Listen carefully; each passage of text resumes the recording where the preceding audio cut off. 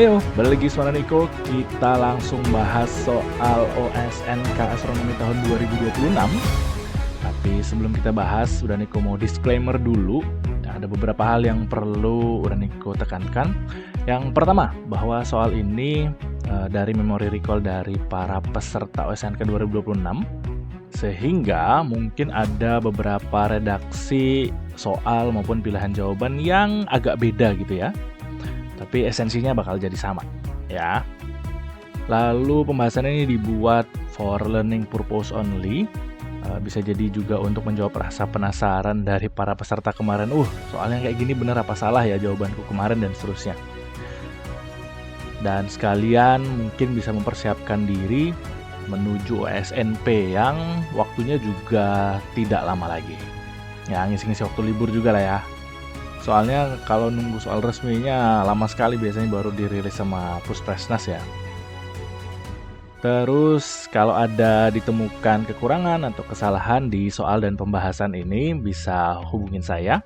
Dan nanti kalau ada perbaikan bisa langsung perbaiki ya. Yuk langsung kita gas. Oh ya, karena penomorannya belum tahu, jadi udah Niko nggak kasih nomor ya.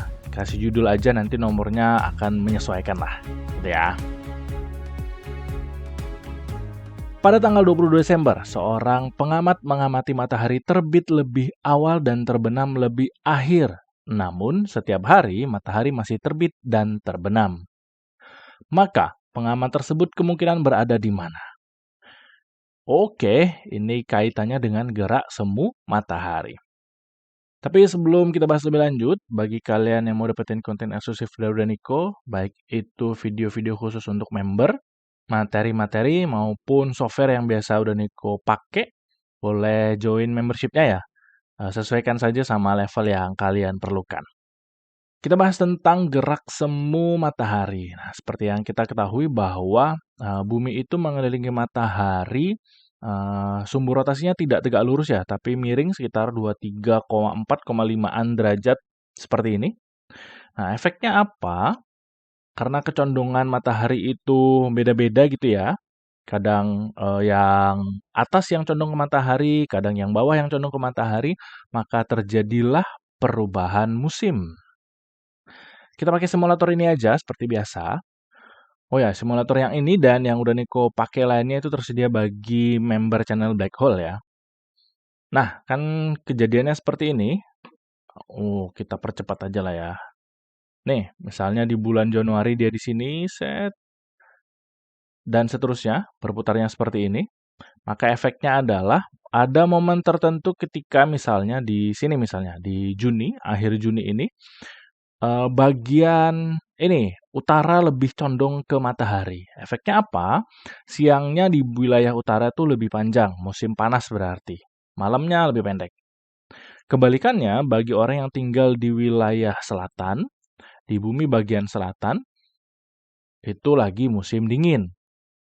Malamnya lebih panjang, siangnya lebih pendek.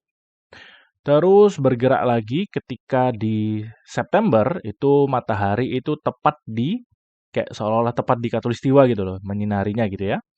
Terus geser lagi ke Desember, kebalikan dari posisi Juni tadi. Dia mataharinya lagi berada di selatan.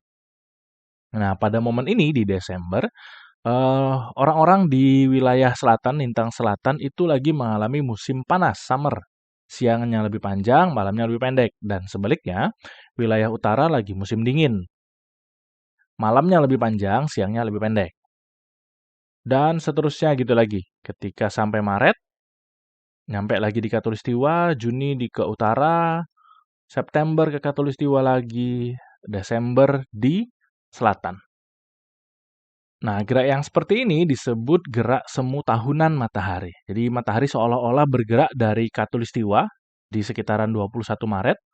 Namanya adalah vernal equinox. Di momen ini siang dan malam durasinya sama di semua lokasi di bumi. Terus dia ke utara di sekitaran akhir Juni, 22 Juni, namanya summer solstice di garis balik utara atau Tropic of Cancer. Lalu di September ada di khatulistiwa lagi. Terus di Desember 22-an ada winter solstice di titik balik selatan, garis balik selatan atau Tropic of Capricorn. Balik lagi ke Maret dan seterusnya. Oke.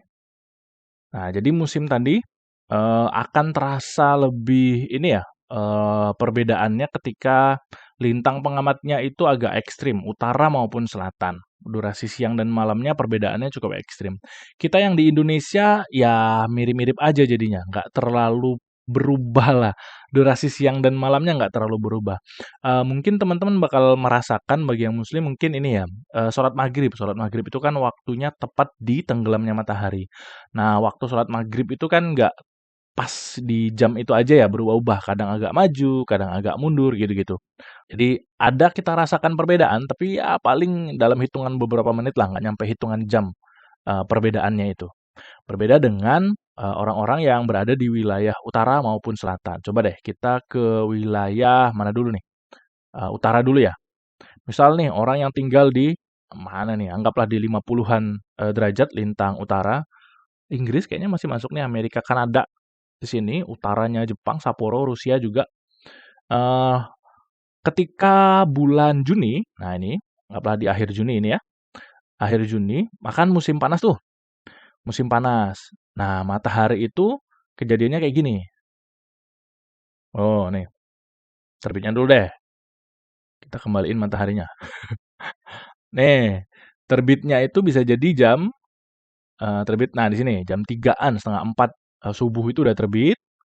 Terus bergerak di kulminasi di sini, baru tenggelam di jam segini, sekitaran nih 20.36, sekitaran itulah, setengah 9. Jadi memang siangnya lebih lama, gitu. Makin ekstrim lagi, makin utara, makin ekstrim. Bahkan ada momen ketika, nah kayak gini nih, ting, matahari itu tidak tenggelam. Wah, ini kalau udah ekstrim sekali ya, tidak tenggelam. Turun, naik lagi, gitu-gitu. Jadi 24 jam siang terus. Tapi jangan dibayangin ini panas banget juga ya, enggak juga karena di sana ya salju semua kayaknya di kutub utara. Dan sebaliknya di Juni itu wilayah selatan, wah anggaplah nih mana nih, Amerika bagian paling selatan, akhir Juni itu sedang mengalami musim dingin. Siangnya pendek banget. Misalnya ya, ini terlalu selatan kah? Oh masih ada terbit matahari. Anggapnya gini, nah terbit matahari ini jamnya jam 8, terbit mataharinya. Mundur lagi lah kalau mau pas. Nah ya, oke ya, jam 8 kurang. Tenggelamnya, sini, jam 4 sore, setengah 5 sudah tenggelam. Ekstrimnya lagi, ke selatan, wilayah kutub selatan misalkan. Set, nih 70-an derajat lintang selatan ya. Lah, ini mataharinya nggak terbit sama sekali. Sepanjang hari itu, tidak ada terbit matahari. Jadi ya malam terus di sana. Gitu. Jadi ini kondisi ekstrimnya akibat dari perubahan musim tadi ya. Dan sebaliknya, ketika di bulan jangan ke Desember dulu ya, ke September. Ke September itu karena lagi di khatulistiwa ya matahari ya. Jadi terbitnya sekitaran jam 6, tenggelamnya juga sekitaran jam 6. Nah, sekitaran itu. Gitu ya. Jadi siangnya sama malamnya sama-sama 12 jam, kurang lebih sekitaran segitu, oke? Mau di sini sama. Di Desember kebalikannya, yang selatan tadi akhir Desember musim panas. Kalau kita di kutub selatan kebalikannya. Nah, ini mataharinya nggak tenggelam tadi. Ada midnight sun istilahnya. Jadi tengah malam tapi ada matahari gitu. Makin ke utara menuju ke utara, makin bergeser kayak gini. Misalnya di mana nih? Melbourne misalkan. Akhir Desember awal Januari kurang lebih seperti itu. Terbitnya jam 5 pagi, matahari jam 5 pagi udah terbit. Tenggelam di jam 7 malam. Untuk selatan, di Desember, selatan musim panas. Kebalikannya, di utara musim dingin. Gitu ya. Kita di Khatulistiwa, ya kurang lebih aja juga. Misal kita di 5-an derajat lintang selatan, let's say. Terbit matahari, mana terbit matahari? Kita cek. Hup. Kurang lebih sini. Kurang lebih jam 6 aja kan? Terus tenggelam matahari, ting. Kurang lebih juga jam 6. Gitu. Lalu untuk durasi siang dan malamnya kita bisa tentukan berdasarkan latitude dan tanggalnya juga tadi ya. Jadi hanya lintang yang mempengaruhi tadi durasi siang dan malamnya. Bujurnya nggak ngaruh. Misal tadi kalau sesuai soal di Desember akhir ya, di 22-an Desember mana? Sini. Nah, sekitaran sini 22-an Desember, kurang lebih seperti ini. Kalau kita di wilayah utara nih 41 derajat lintang utara, maka siangnya yang pendek 9 jam, malamnya yang panjang 24 kurang 9, 15-an jam. Gitu ya. Makin ke utara makin pendek siangnya. Bahkan ini nggak ada siangnya, malam terus. Wilayahnya ya. Ini batas dari adanya ini tidak terbenamnya tadi ya. Terus kalau kita di Khatulistiwa ya kurang lebih aja perubahannya dikit-dikit banget perbedaannya. Kita di selatan siangnya yang lebih panjang, gitu ya. So jadi ingetin tadi aja bahwa kalau Desember itu utara musim dingin, selatan musim panas. 6 bulan berikutnya kebalikannya. Gampang ingetnya sih biasanya ini sih, orang wilayah Eropa itu biasanya kalau Christmas itu lagi musim salju gitu ya. Jadi Desember musim dingin kalau di wilayah utara. Selatan berarti kebalikannya. Oke? Terus kita kembali lagi aja ke soal, kita ambil esensinya aja, bahwa 22 Desember, matahari terbit lebih awal, terbenam lebih akhir. Berarti siangnya lama. Kalau siangnya lama, ini berarti lagi musim panas alias summer. Wilayah mana nih yang 22 Desember musim panas? Yaitu wilayah selatan. Ya kan? Nah, berarti kita tinggal cari saja pilihan-pilihan ini yang berada di wilayah selatan. Kutub Utara ya tentu salah, Hokkaido di utara juga salah, Padang Indonesia di Khatulistiwaan, Sydney Australia di wilayah selatan. Nah, tapi ada kutub selatan juga nih. Pembedanya adalah nih, namun matahari masih terbit dan terbenam. Kalau di kutub selatan, summer berarti mataharinya ada terus, tidak terbit, tidak tenggelam ya, ada terus 24 jam ada terus. Sehingga satu-satunya pilihan yang pas untuk soal ini adalah yang D, Sydney Australia. Nah, gitu. Gampang kan ternyata ya? Nah, di soal ini hanya ngecek aja sih sebetulnya musim, tentang musim. Kapan musim panas di wilayah selatan, kapan musim panas di wilayah utara, dan seterusnya lah. Intinya kaitannya sama musim. Itu aja sih. Nah, soal-soal yang setipe seperti ini udah Niko masukin ke playlist Mekanika Benda Langit. Karena ternyata soal yang amat sangat mirip dengan soal ini muncul di tahun 2025.